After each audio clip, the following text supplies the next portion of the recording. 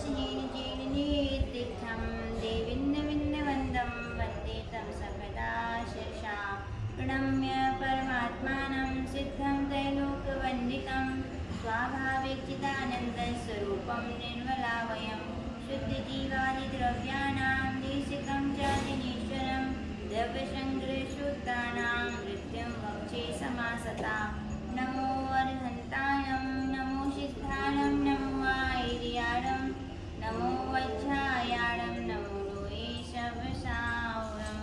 अनंतान शुद्ध परमेष्टि भगवान की, देवादिदेवताय श्री आदिनाथ भगवान की, परम पूज्य आचार्य श्री स्वासी नेमिचंद सिद्धांति देव महामुनिराज की, परम पूज्य गुरुनाम गुरुदेव आचार्य श्री स्वासी विमल सागर जी महामुनिराज की, परम पूज्य गुरुनाम गुरुदेव आचार्य श्री स्वासी सन्मति सागर जी महामुनिराज की, परम पूज्य बुंदेलखंड के प्रथमाचार्य गणाचार्य गुरुदेव 108 श्री विराग सागर जी महामुनिराज की जय।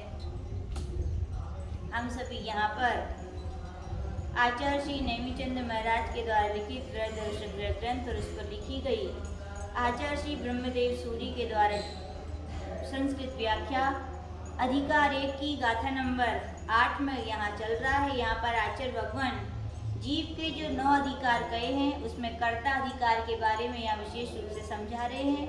गाथा में यहाँ आचार्य भगवान ने कहा था कि जीव पौद्गलिक कर्म यहाँ पर पौद्गलिक कर्म कहे हैं, चेतन कर्म कहे हैं। तो यहाँ पर पौद्गलिक कर्मों से अपन को द्रव्य कर्म लेना है और 9 कर्म लेना है, और चेतन कर्मों से यहाँ पर भाव कर्म लेना है। यानी आचार्य भगवान ने यहाँ पे कहा है कि व्यवहार नए से जीव यह पौद्गलिक यानी कि द्रव्य कर्म और 9 कर्मों का क्या है कर्ता यहाँ पे कहा गया है। और फिर कहा है निश्चय ने दो चेतना कम्मानादा, निश्चय ने से वह चेतन कर्मों का करता है। और शुद्ध नया शुद्ध भावाड़म, यहाँ पर अब गाथा में ये देखना है शुद्ध नया कह दिया, शुद्ध नय से चेतन के ही भावों का करता है। यानी ऊपर जो निश्चय ने कहा है, निश्चय नय के ही 2 वेद है, शुद्ध निश्चय नय और अशुद्ध निश्चय नय। वो शुद्ध निश्चय नय से आत्मा स्वयं के शुद्ध भावों का यदि करता है तो वहाँ पे अपन लोग ऐसे परिशेष न्याय से अपन लगा सकते हैं कि वहाँ पर जो निश्चय ने कहा है वो अशुद्ध निश्चय ने कहा है। कौन सा कहा है? अशुद्ध निश्चय ने कहा है। और यहाँ पर व्यवहार भी कहा है, तो आचार्य भगवान ने टीका में कह दिया व्यवहार भी 3 प्रकार से कहा जाता है। कितने प्रकार से कहा जाता है? 3 प्रकार से। व्यवहार के विषय में आचार्य देवसेन महाराज ने बहुत अच्छा स्पष्टीकरण किया, उसको भी अपन लिए समझ लेना बहुत जरूरी है, क्योंकि उपचरित अशद्भुत व्यवहार ने भी आगम और अध्यात्म की अपेक्षा से अलग अलग कथन करता है। यहाँ पर जो आचार्य भगवान ने कथन किया वो आगम भाषा से कथन किया, जिसको अपन उपनय भी कहते हैं। इसके विषय में आचार्य भगवान देवसेन महाराज ने आलाप पद्धति में बहुत अच्छी तरह समझाया है कि व्यवहार यानी क्या, तो भेदोपचार वस्तु ब्रवीयतिथि व्यवहारा, यानी कि जो भेद और उपचार के द्वारा जो वस्तु का उपचार होता है उसे क्या कहते हैं? व्यवहार नहीं कहते हैं। जो भेद के द्वारा वस्तु का व्यवहार करे वह शद्भुत व्यवहार नय है, और जो उपचार के द्वारा वस्तु का कथन करे वो क्या है? अशद्भुत व्यवहार नय है। यहाँ पर लेकिन आचार्य भगवान ने तीसरा भेद कहा है उपचरित अशद्भुत व्यवहार नय। इसके विषय में भी आचार्य भगवान ने यहाँ बहुत अच्छा स्पष्टीकरण किया है कि मुख्य के अभाव में प्रयोजनवश या निमित्तवश जो उपचार होता है वह उपचरित अशद्भुत व्यवहार नय है। जैसे यहाँ पे कहा बिल्ली को बिलाव को सह कहना, यहाँ पर मारजार और शेह में सादृश्य संबंध के द्वारा मारजार को शेह का उपचार किया, यानी कि जिसने कभी शेह नहीं देखा है उसके लिए समझाना है। तो आचार्य भगवान क्या कहते हैं अपन? जैसी ये बिल्ली होती है वैसा क्या होता है? शेह।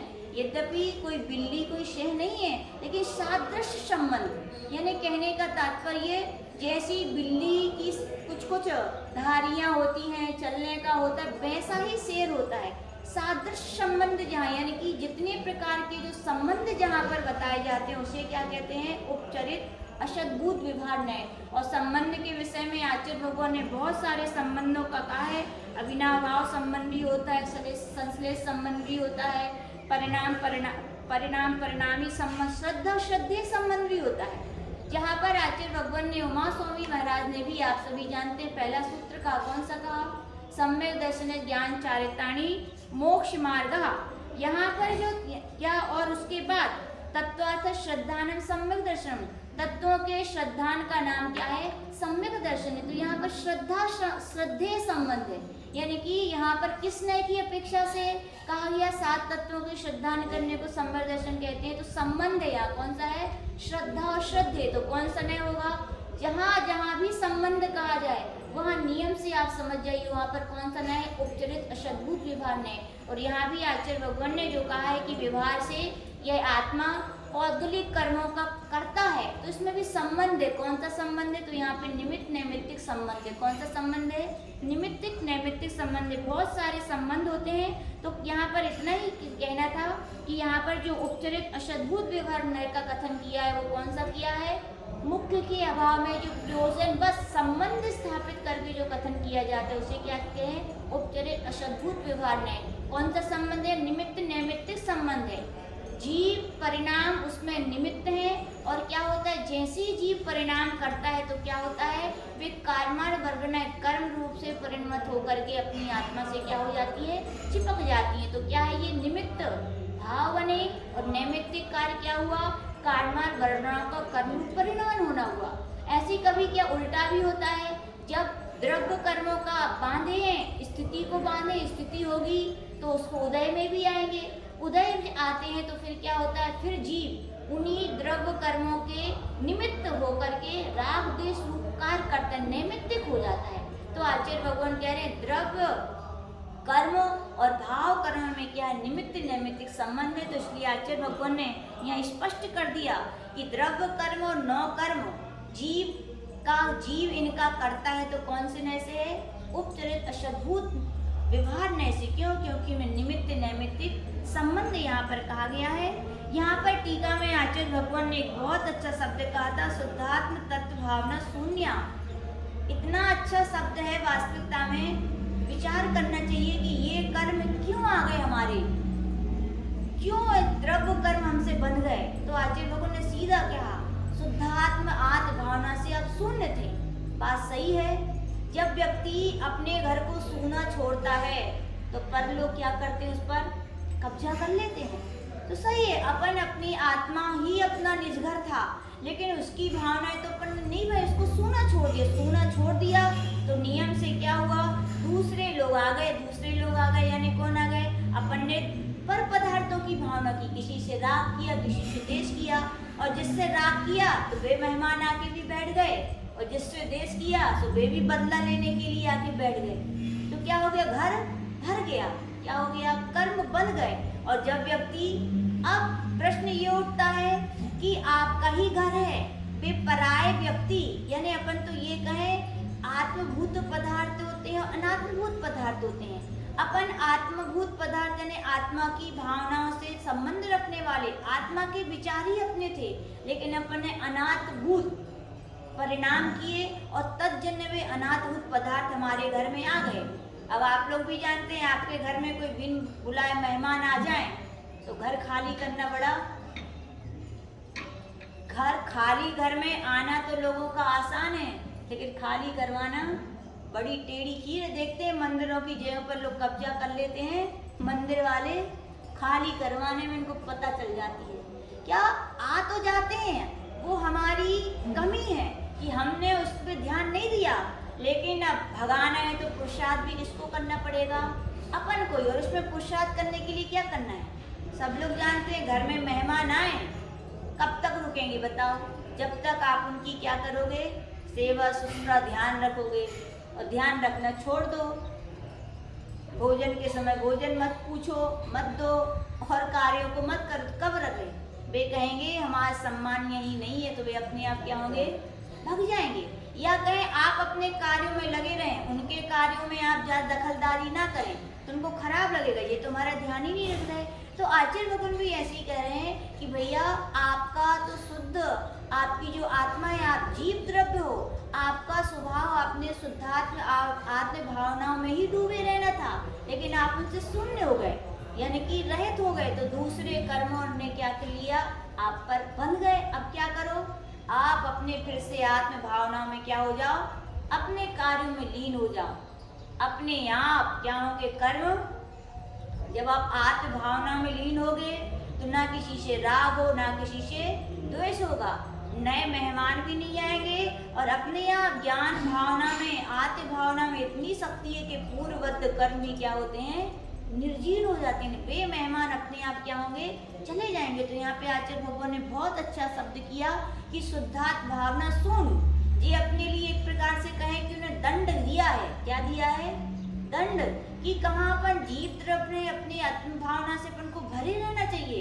लेकिन आचार्य भगवान कह रहे हे आत्म शुद्धात्म भावना से शून्य, यानी कि बहुत बड़ा अपन को क्या एक दंड दे रहे हैं। अपन को उसको सोचना चाहिए इस शब्द पर कि भैया अपन तो जीव तत्व हैं, अपन तो शुद्धात्म आत्मा के भावनाओं से ही भरे रहना चाहिए, लेकिन अपन उनमें नहीं भरे। लेकिन अब जो कर्म आ गए हैं, जब बांधने वाले तुम हो तो छोड़ने वाले भी कौन होगा, आप ही को तो पुरुषार्थ करना पड़ेगा। और पुरुषार्थ क्या करना है, कुछ नहीं करना है। अब जो आत्म भावनाएं शून्य थे, अब उन शुद्धात्म भावनाओं में अब पूर्ण धीरे धीरे भरने लगो।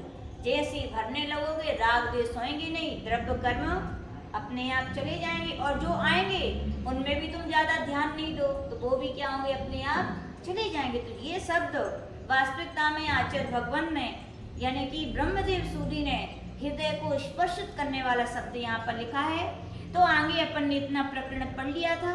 कल यहाँ पर आचार्य भगवान ने अशुद्ध निश्चय नय की भी बात कही थी। निश्चय नय दो प्रकार का, शुद्ध निश्चय नय, अशुद्ध निश्चय नय। इसकी अपन व्याख्या को पूज्य गुरुदेव के मुख से ऐसा सुना था, जैसे दो प्रकार के व्यक्ति हैं, एक गांव में रहने वाले, एक शहर में रहने वाले।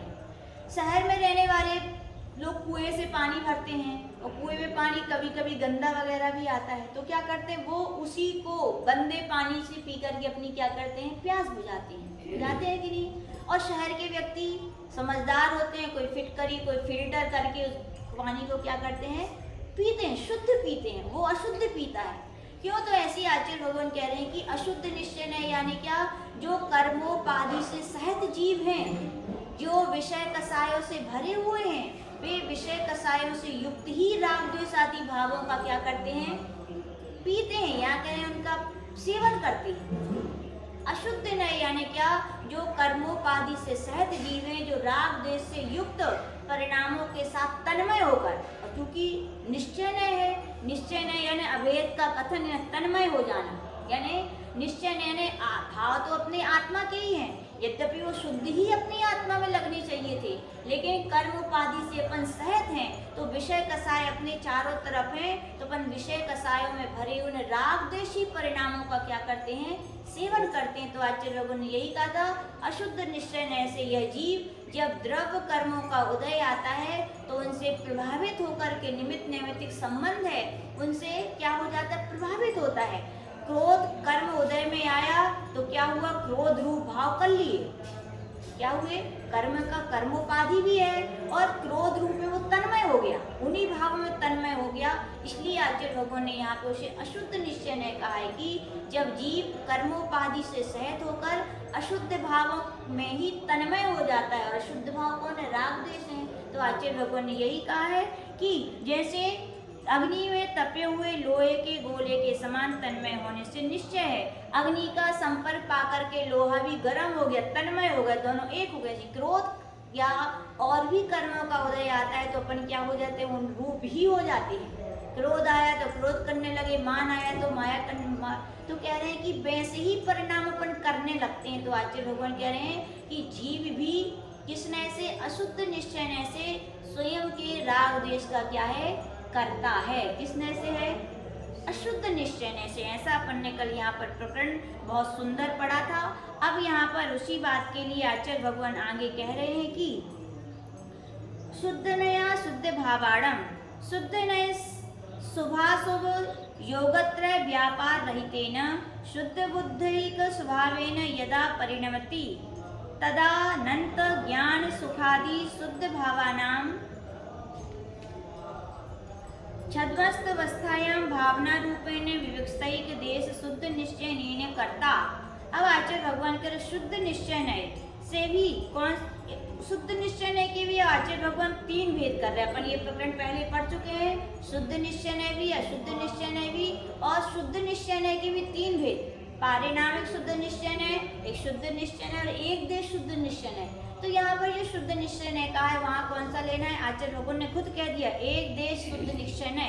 तो कह रहे हैं कि यहाँ पर जीव जब शुभ तथा अशुभ मन वचन और काय रूप तीनों योगों के व्यापार से रहित होता है, यानी कि क्या हो जाता है? मन वचन काय के व्यापारों से वो क्या हो जाता है? रहित हो जाता है। तो कैसा होता है? शुद्ध बुद्ध एक स्वभाव से परिणमाता है। फिर जो आत्मा का शुद्ध स्वभाव है, बुद्ध स्वभाव है और एक अपनी आत्मा में लीन होने का स्वभाव, उसी में वो परिणमन करता है। तब अनंत ज्ञान सुख आदि शुद्ध भावों का छद्मस्त अवस्था में भावना रूप विवक्षित एक देश शुद्ध निश्चय ने से करता है। कौन से ने से करता है? एक देश, यानी कि शुद्ध निश्चय ने से छद्मस्त अवस्था में जो मुनि महाराज होते हैं वो क्या करते हैं? राग आदि विकल्पों को छोड़ करके अब किसमें तन्मय हो रहे हैं? वे अपने आत्म भावों में तन्मय हो रहे हैं। किसमें हो रहे हैं? तो उस समय कह रहे हैं कि आचार्य भगवान कह रहे हैं जब मैं अनंत ज्ञान रूप हूँ, अनंत सुख स्वरूप हूँ, अनंत दर्शन स्वरूप है, ऐसी भावना में शुद्धोपयोग में लीन होते हैं। क्योंकि छद्मस्त अवस्था है, इसलिए यहाँ पर क्या कहा? एक देश शुद्ध निश्चय है। क्षयक भाव होते, कर्मों का क्षय कर देते, कर्मों के क्षय से जो शुद्ध अवस्था प्राप्त होती है उसे शुद्ध निश्चय ने कहते हैं। और यहाँ पर जो छद्मस्त अवस्था में जो अपने आत्मा में की तन्मयता आती है, अपने आत्मा में अपने स्वरूप में तन्मयता आती है, उसे क्या कहते हैं? एक देश शुद्ध निश्चय ने। तो आचार्य भगवान ने कहा है कि छद्मस्त अवस्था में जो मुनि महाराज अपनी आत्मा का ध्यान करते हैं वे उन भावना रूप तन्मय हो जाते हैं। वो कौन से ने से कहा गया? एक देश शुद्ध निश्चय ने से। ये बातें यहाँ पर बहुत अच्छी तरह ध्यान रखने योग्य हैं, क्योंकि आगे के ग्रंथों में इन्हीं बातों में लोग क्या हो जाते हैं? भ्रमित हो जाते हैं। क्या हो जाते हैं? भ्रमित हो जाते हैं। कहीं का कुछ लगाते हैं। इन्हीं का ज्ञान ना होने के कारण पूज्य आचार्य श्री कहते हैं कि नए नए मत प्रारंभ हो जाते हैं। निश्चयवादी हो गए, एक व्यवहारवादी हो गए और अनेकांत को समझे ही नहीं। अनेकांत को समझते तो सही सही लगाते, किस नए से किसका करता है। निश्चयवादी कहने लगे कोई द्रव्य किसी का करता नहीं है। बात सही है, लेकिन निश्चय नय की अपेक्षा से सही है, लेकिन व्यवहार नय क्या गलत है? तो व्यवहार नय गलत नहीं है, व्यवहार नय भी क्या है? सही है। व्यवहार का लोप कर दोगे तो आचार्य भगवान कह रहे हैं तीर्थ का क्या हो जाएगा? लोप हो जाएगा। व्यवहार धर्म का पालन नहीं होगा, व्यवहार धर्म का, क्योंकि हर भव्य जीव का लक्ष्य शुद्धोपयोग है। क्या है? शुद्धोपयोग। अब लक्ष्य शुद्धोपयोग है और उसके साथ ये भी है अशुभोपयोग के गड्ढे में गिरना नहीं है। क्या? दो लक्ष्य हैं। एक तो लक्ष्य यही है शुद्धोपयोग में हमें जाना है, और उसके साथ साथ ये भी विचार करके रखें कि हमें अशुभोपयोग में गिरना नहीं है। अशुद्धोपयोग हो नहीं रहा, अशुभोपयोग तुम्हें जाना नहीं है और शुद्धोपयोग को तुम हे मांग रहे, तो तब कहाँ जाओगे? तो आचार्य भगवान कह रहे हैं सुपयोग को, व्यवहार को जो लोप करता है वे नियम से अशुभ के ही गड्ढे में जाएंगे। क्यों जाएंगे? क्योंकि शुभ उपयोग के पेड़ पर ही शुद्धोपयोग के फल लगते हैं। किस पे पेड़ पर लगते हैं? सुपयोग नहीं लगाओगे, व्यवहार धर्म का पालन नहीं करोगे तो निश्चय धर्म की प्राप्ति नहीं होगी, क्योंकि निश्चय का व्यवहार ही साधक कहा गया है। व्यवहार के बिना निश्चय की सिद्धि नहीं हो सकती। तो यहाँ पर ये कुछ बहुत अच्छी बातें यहाँ पर समझने योग्य, ध्यान रखें। आगे कह रहे हैं मुक्तावस्थायाम तो शुद्ध नयेति, कह रहे मुक्त अवस्था में शुद्ध निश्चय से अनंत, यहाँ पर आचार्य भगवान के शुद्ध निश्चय से अनंत ज्ञान आदि शुद्ध भावों का करता है। यहाँ पे कर दिया कौन से? शुद्ध निश्चय से। कौन से शुद्ध निश्चय से? यानी कि क्षयक भाव में के रूप में जो तन्मय जीव है, यानी जिन्होंने कर्मों को क्षय कर दिया है, फिर जो अपनी आत्मा में तन्मय रूप से हैं, वे शुद्ध न से ऐसे मुक्त जीव ही। कौन से जीव ले रहे यहाँ पर? वे मुक्त जीव ही नियम से अपने शुद्ध परिणामों के क्या कहे गए हैं? कर्ता कहे गए। क्या कहे गए हैं? कर्ता है। तो यहाँ पर आचार्य भगवान ने कर्ता अधिकार कहा, लेकिन आगे कह रहे हैं किंतु शुद्धाशुद्ध भावना परिणाम माना मेव कर्तृत्व ज्ञातव्यम। आचार्य भगवान कह रहे हैं यह विशेष यह है कि शुद्ध अशुद्ध भावों का जो परिणमन है उन्हीं का कर्तृत्व जीव में जानना चाहिए। यानी जीव केवल शुद्ध अशुद्ध भावों का ही क्या है? कर्ता है, इसके अलावा कोई कर्ता नहीं है। उन्हीं शुद्ध अशुद्ध भाव निमित्त बनते हैं, तो व्यवहार से कह दिया जाता है कि वो द्रव्य कर्म नौ कर्म का भी क्या है, करता है। लेकिन इसके अलावा वो अन्य किसी प्रकार से करता नहीं है। कैसा करता नहीं है? तो कह रहे हैं नाचा हस्तादि व्यापार रूपणा मिति, कह रहे हैं और हस्त आदि के व्यापार रूप परिणमनों का ना समझना चाहिए। हस्त आदि हाथ आदि के व्यापार का परिणमन कराने में करता नहीं है, ऐसा आचरण। क्योंकि अन्य मत वाले होते हैं, जो करता है तो कौन करता है? बोले भगवान। किसको बनाया? भगवान ने बनाया। तो ऐसा यहाँ पर कोई करता आत्मा नहीं है, यहाँ पर उसने सिद्ध कर दिया। आगे कह रहे यतो ही नित्य निरंजन निष्क्रिय निजात्म स्वरूप भावना रहितस्य कर्मादि कृतत्वं व्याख्यातम तथा तत्रैव निर्शुद्धात्मनि भावना कर्तव्या। आचार्य भगवान ने इसका भावार्थ कह रहे हैं कि भैया नित्य निरंजन निष्क्रिय ऐसे अपने आत्मस्वरूप की भावना से रहित जो जीव है, उसी के कर्म आदि का कृतत्व कहा गया है। कौन कर्मों का करता है? तो बोले जो अपनी आत्मा के भावों से शून्य है। जिस दिन अपने आत्मा के भावों में रम जाएगा, उस दिन से वो अन्य अशुद्ध भावों के अशुद्ध भावों के निमित्त से होने वाले द्रव्य कर्म नौ कर्म भाव कर्म का भी करता नहीं होगा। आचार्य भगवान आगे कह रहे हैं कि एवं इसलिए क्या बोल रहे हैं, उसी कर्म का कर्तव्य है, इसलिए उस निर्शुद्ध आत्मा में ही भावना करनी चाहिए। इसलिए का कर्तव्य क्या है कि अपन को अपनी शुद्ध आत्मा की ही भावना करनी चाहिए। मानते हैं अपने लिए निर्विकल्प ध्यान नहीं हो सकता, लेकिन ध्यान दो प्रकार का, सविकल्प और निर्विकल्प। सविकल्प ने भावनात्मक, अपन भावना भी तो भा सकते हैं, मैं शुद्ध स्वरूप हूँ, मैं जो मन वचन की क्रियाओं के द्वारा राग द्वेष करता हूँ वो मेरा स्वभाव नहीं है, मेरा स्वभाव तो निष्क्रिय स्वभाव है। ऐसी भी जब बार बार भावनाएं करते हैं तो क्या वही भावनाएं हमें निर्विकल्प की ओर ले जाती, क्योंकि भावना का नाम अनुपेक्षा का है। क्या कहा है? अनुपेक्षा। आचार्य बताते हैं अनुप्रेक्षा यानी ध्यान और अनु यानी के प्रति, यानी जो ध्यान की ओर ले जाए, प्रति यानी की ओर, जो ध्यान की ओर ले जाए। ये सकारात्मक यानी सविकल्प भावनाएं ध्यान रखना एक दिन आपको कहाँ ले जाएंगी? निर्विकल्प की ओर ले जाएंगी। कहाँ ले जाएंगी? इसीलिए आचार्य भगवान कहते भैया जो दुनिया भर की इच्छाएं कर रहे हो ना, इच्छाएं तो क्या है? दुख की बीज है, उसके फल पाप है। लेकिन इच्छाएं नहीं करो, अब क्या करो? भावनाएं करो। क्या करो? इच्छाएं पर अनात्मभूत पदार्थों की होती है, लेकिन भावनाएं किसकी होती हैं? आत्मभूत पदार्थों की होती हैं। आत्मभूत पदार्थों की भावनाएं भाओगे तो अपने आत्मा की सिद्धि होगी, और अनात्मभूत पदार्थों की इच्छा करोगे तो क्या होगा? दुख की प्राप्ति होगी। और ये निश्चित नहीं है पदार्थ मिलेंगे कि नहीं मिलेंगे। क्यों? पुण्य होगा तो मिलेंगे, नहीं होगा तो नहीं मिलेंगे। लेकिन भावनाएं कैसी हैं? नियम से भावना भवनाशनी। जैसे जो जीव भावनाओं में परिणत होता है, वो नियम से उसे वैसी अवस्था की क्या होती है? प्राप्ति होती है। अपन देखो कई उदाहरण सुने, कोई भैंसो हम करे तो क्या हो जाता है? भैंस हो गया है। तो आचार्य भगवान कह रहे भैया जब भैंस की भावना भाने से तुम भैंस हो सकते हो, हाँ, पर पदार्थों की भावना भाने से तुम उस रूप परिणमित हो सकते हो, तो अपने शुद्ध आत्मा की भावना भाओगे तो क्या शुद्ध आत्मा की प्राप्ति नहीं हो पाएगी? नियम से होगी। कैसे होगी? नियम से होगी। लेकिन किसको होगी?